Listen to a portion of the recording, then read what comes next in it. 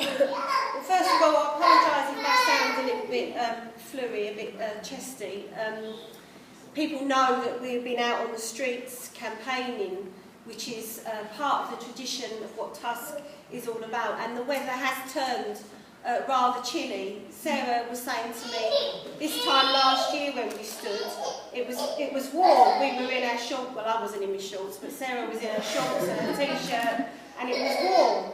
But the weather is definitely chilly for this time of year, and I think that today, when we were giving leaflets out outside Lidl, people were taking more of the TUSC leaflets, because I think there's a definite sense that there is a chill in the air, that the ice age of cuts and austerity that has been offered to people is suddenly focusing the minds of people in these late hours as to which way they should vote. At the start of this election campaign, there was a certain plague on all your houses, a certain shutting down, a certain we've got time to think about this. But today what was very noticeable was that people were taking our leaflets, reading our leaflets, and suddenly becoming very focused about the choices ahead of them.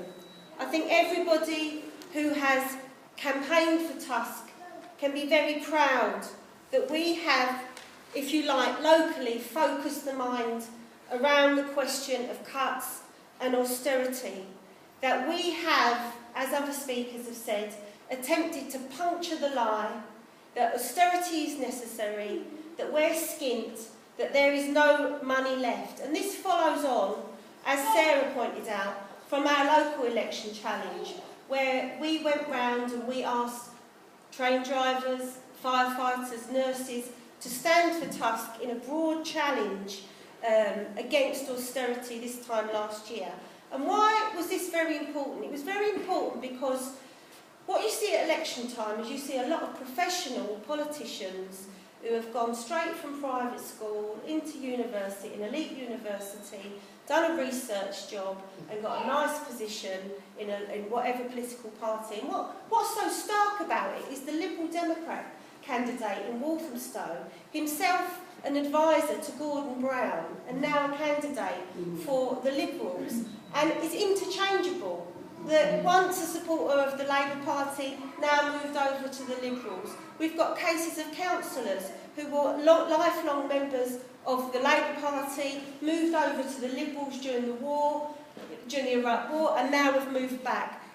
You know, a physical embodiment of people of lack of principles, lack of politics, but pure self-interest, self-promotion in their politics. What TUSC attempts to do is to go right down to the roots, go down to the workers in their workplaces, in the trade unions, doing the job silently, day in, day out, doing the petitions, recruiting members, being advocates for their class and saying, you stand for TUSC, you take your place politically in the electoral challenge.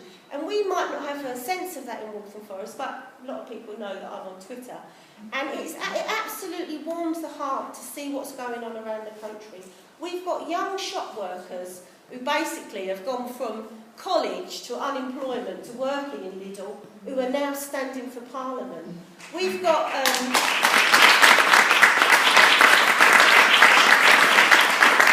we've got 600 people challenging around the country in the council elections. We haven't got that round here, but think of what we did last year with our 33 candidates and apply that to what we're doing nationally. People say that this is a generation, the young generation is apathetic, that it's apolitical. What TUSC is attempting to do is to take the young workforce, the young workers who are coming into activity, the students, etc., and put them in the front line electorally in an attempt to build a new mass workers' party. So that is one of the things that we can be proud of what we're doing up and down the country, as well as standing over 130, I think it's 135 prospective candidates. That's something that we can be absolutely confident that is going to mean that we have a platform for whatever comes after the general election. They say, don't they, You know, an ounce of experience is worth a ton of theory. All those young 20 and 21-year-olds, all those people who never considered themselves workers' advocates, I can tell you from doing it myself, doing the hustings, going on the broadcasts, being interviewed by the press, that's a training for what will develop after the next general election. And we see ourselves as forcing this issue on austerity. As Sarah said, we're very proud that we raised the whole question of rent control, and we forced it as an issue. We're very pleased that at the 11th hour, Ed Miliband now says that he's going to introduce a form of rent capping. Well, we are very pleased about that, and we are going to attempt to do that around austerity, because they have not had an easy ride of it. Austerity has been a key election issue, and that's because of the election challenge that people like ourselves have put up. All the papers are full of what they are not telling us, and at every opportunity we've used the election as a platform to expose what the establishment politicians are going to attempt to do to our welfare state and to our infrastructure. We have explained that we are a rich country, that the 1% have become the 0.5%, that there is £750 billion laying waste in the banks, just being sat on by the speculators and the spivs. The image of a route master bus with the richest 25 families in it who own the wealth of 80% of the rest of us, all those images have come to the fore in this election, and they have not gone to waste. We have explained, maybe before our time again, like the issue of rent control, that the SNP, that Plaid, that the Greens are not the anti-austerity alternative. Where they have power, where they have councillors all around the country, they have implemented cuts. Sometimes we've been a lone voice on platforms explaining that they, if you like, are a pale echo of what the Liberals were in 2010, where they articulated an opposition, but they weren't prepared, indeed, to vote against cuts. We come from a tradition that not only speaks against cuts and speaks against privatisation, but actually acts on it. We come from the tradition of the Liverpool City Council, who organised against cuts and against austerity under Thatcher, and mobilised the whole city. When I met Stella Creasy in the street when I lost my job, I said to her, and it was quite fraternal, the discussion, Stella, make a statement about what's happening in libraries.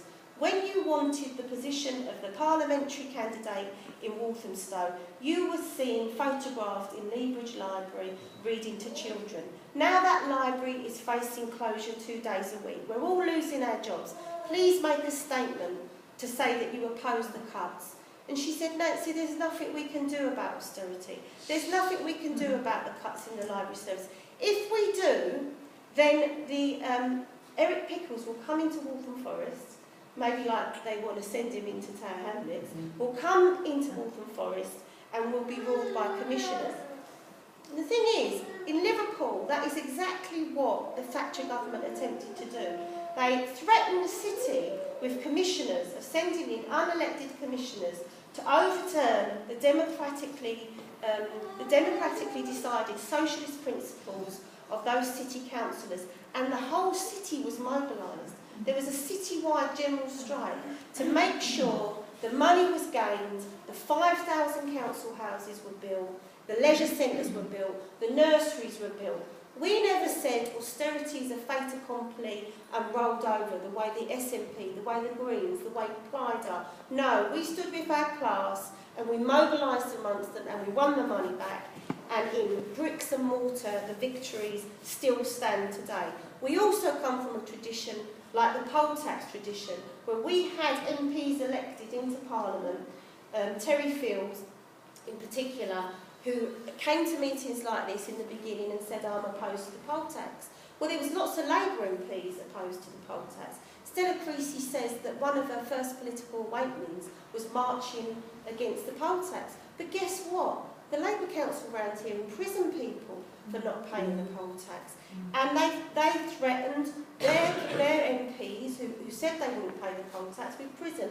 And Terry Fields went to prison for not paying the poll tax. He stood with his class against austerity. And if you want to know where the SNP, why the SNP have a tradition of the moment, have been allowed to position themselves on the left, is go back 30 years. In those communities in Scotland, when they were being deindustrialised, it was the Labour Council that were jailing people who couldn't pay the poll tax. And distilled over years, the feeling of betrayal has been built up because of the implementation of cuts, of privatisation by the Labour Party. So we stand in a tradition, as I said the other night, not just of words, but of deeds and of action. And right across the globe, where socialists are getting elected, places like Ireland, where Paul Murphy is standing with anti-austerity campaigners against water privatisation, that's the sort of workers' leaders we intend to be. We've raised the socialist programme boldly, and just to point to the significance of this, Ed Miliband has made a few remarks about taxing non-DOMs, and the Greens have made a lot of proclamations about, and Michael Gold, I've stood on platform with him where he said, you know, Nancy's not talking about tax, you've got to raise it, you've got to tax the 1%. Now we agree with taxing the 1%, but these small little suggestions that these parties have made, and what happened last week, HSBC, who have basically stolen from this country through tax evasion, made a statement saying, you do that to us, and they were saying, you do this to us, to Ed Miliband, and we're off to Hong Kong.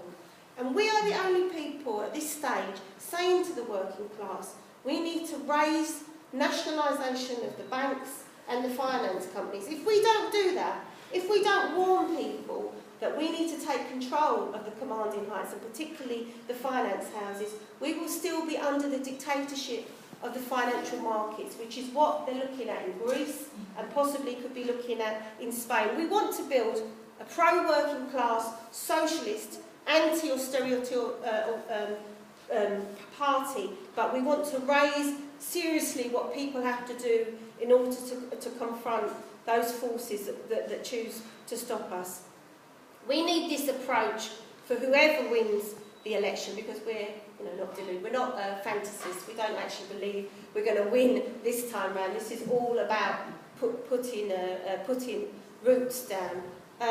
We want to close the gap, if you like, between the political deficit that exists between elected leaders and the movement outside.